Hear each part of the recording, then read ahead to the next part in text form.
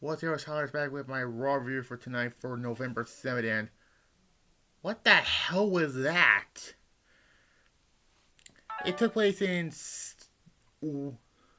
Wells Bar, Pennsylvania. Never, no, I don't know. Anyways, what was that end match? The last thing I saw. Anyways, so yeah, the Usos make their way to the ring with their brother Sol Sakura, Umaga 2.0. I'm sorry, the entire Raw team Umaga. And the Usos will battle the New Day with the tag team champions on the line this Friday. It better be a good match. Holding record for the longest reigning tag team champions of all time, and then Jimmy Uso says they're in a city tonight. A few nights ago, they smashed the Brawling Brutes and Logan Paul. A picture of shown the Bloodline celebrating at Crown shit. I'm not. I'm kept my word on not reviewing that sorry show. So yeah. And then the New Day make their way to the ring. Which first off, why are SmackDown wrestlers coming on Raw? First of all, New Day make their way to the ring. Xavier Woods and Kofi Kingston said they are the record holding and the Usos are catching them, chasing the guys who are challenging what the tag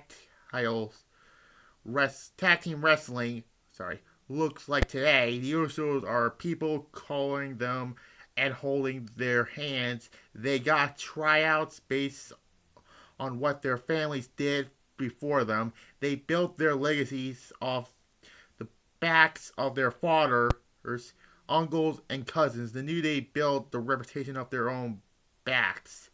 And then Jimmy Uso said they don't know the pressure they have on them. The Usos have a ton of potential on them, and they succeeded. Xavier Woods warned them not to talk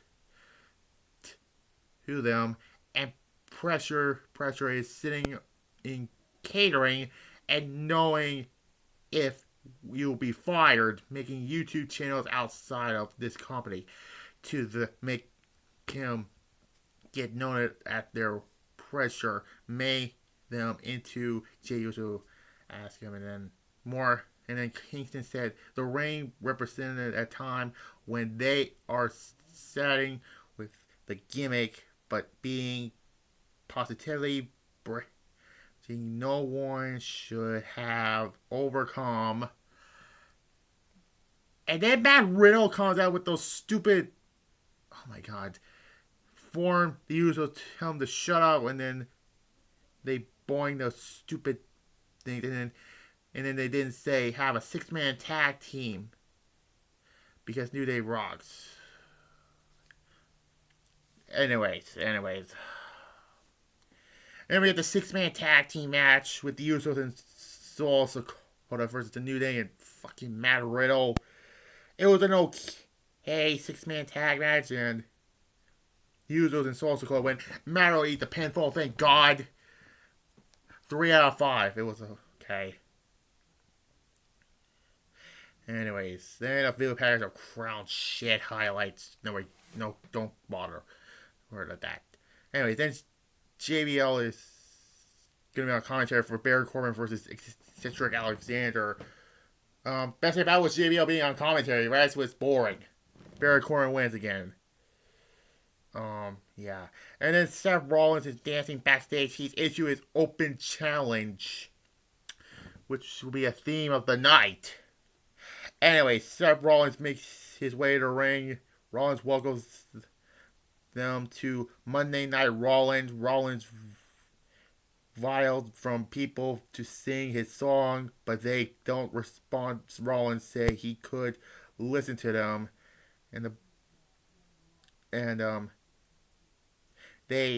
but now it's time for the United States Championship Open Challenge.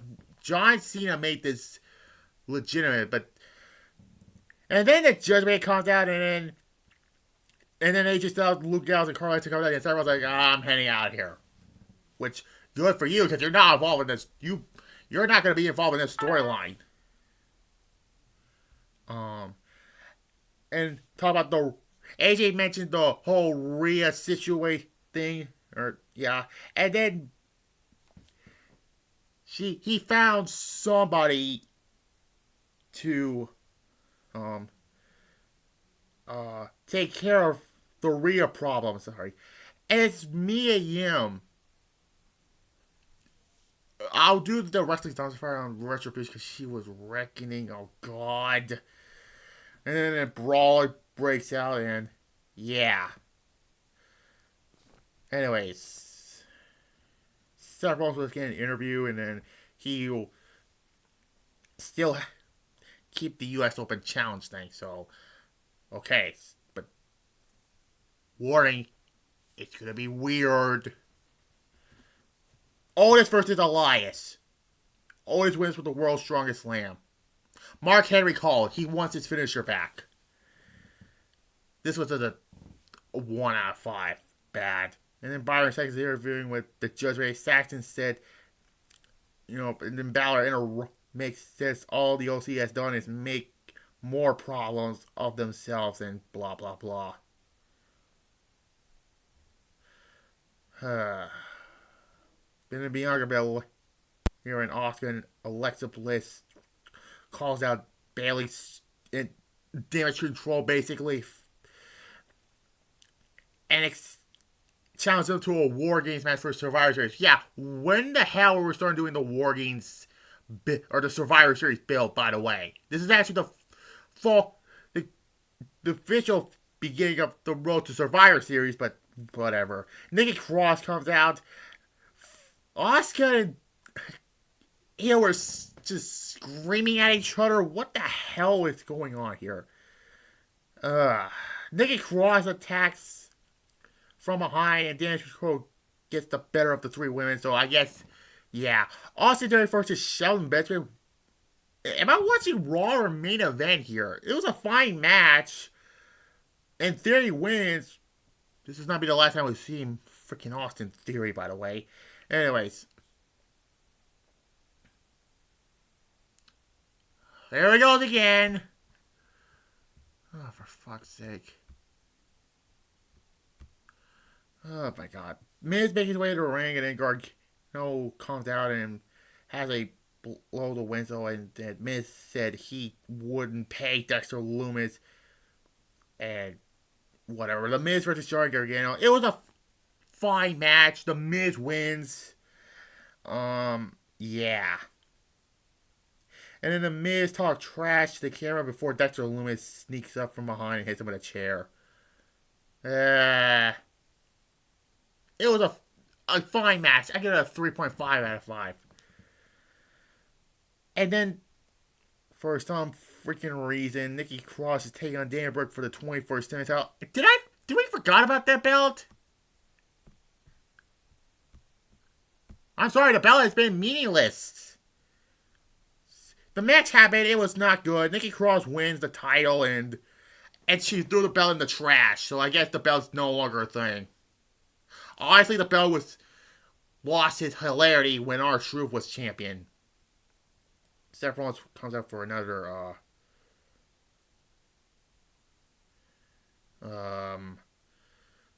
U.S. Open Challenge. Seth Rollins will have the Open Challenge Rollins says this month marks 10 years of Seth Rollins in WWE. Spoiler alert for my Survivor Series 2012 review. I'll do that. And then there's a thank you Rollins chant. I think Seth Rollins going babyface for this time around. Before he beat Bobby Lashley, and then Ali appears on the screen, and the crowd groans. All of a sudden, he pulls off the screen, and then an irate Bobby Lashley appears on the screen. Him and Brock Lesnar have the best match on Crown shit, by the way. He accepts the Open Challenge. He makes his entrance. He beats up Seth Rollins. The bell never rung. And then all of a sudden, Austin Theory carries his briefcase, walks down the ramp, standing near Seth Rollins, and he cashes in Money in the Bank for the United States Champion?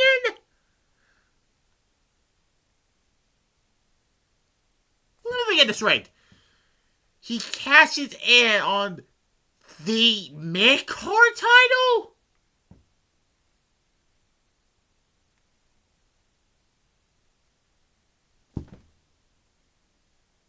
Excuse me?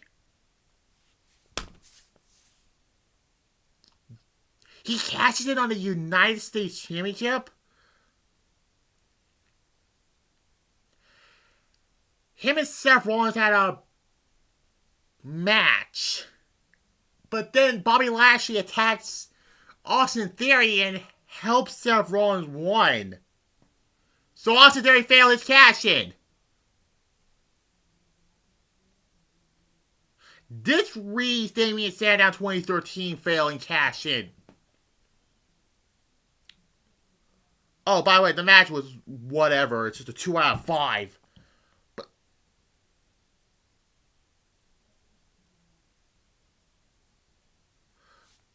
whatever, Austin Theory's not Money in the Bank holder anymore, so Roman Reigns is safe.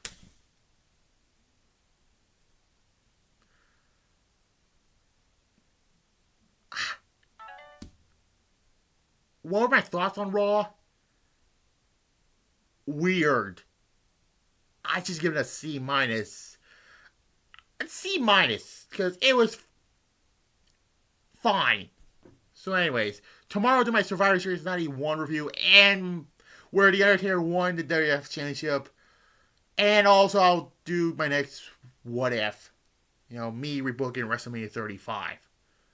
That may not be the last WrestleMania I rebook. So, spoiler alert. Anyways, like this video, comment down below. If you're new to the channel, subscribe, and Seth Rollins got cashed in on. Well, he's not a world champ. Hold on a minute. Like, really? Really? You can't tell me he cashed in on a United. You can't tell me that was a. Hold on, wait a minute. Hold on now. He teases cashing in on the world. Austin Theory was teasing cashing in on the world champions. But tonight he cashed in on the United States Championship. Whatever, he failed. Whatever. Like, comment, subscribe. If Austin Theory was a waste of a Money in the Bank winner, they should have given it to Seth Rollins or Drew McIntyre. Whatever. Bye.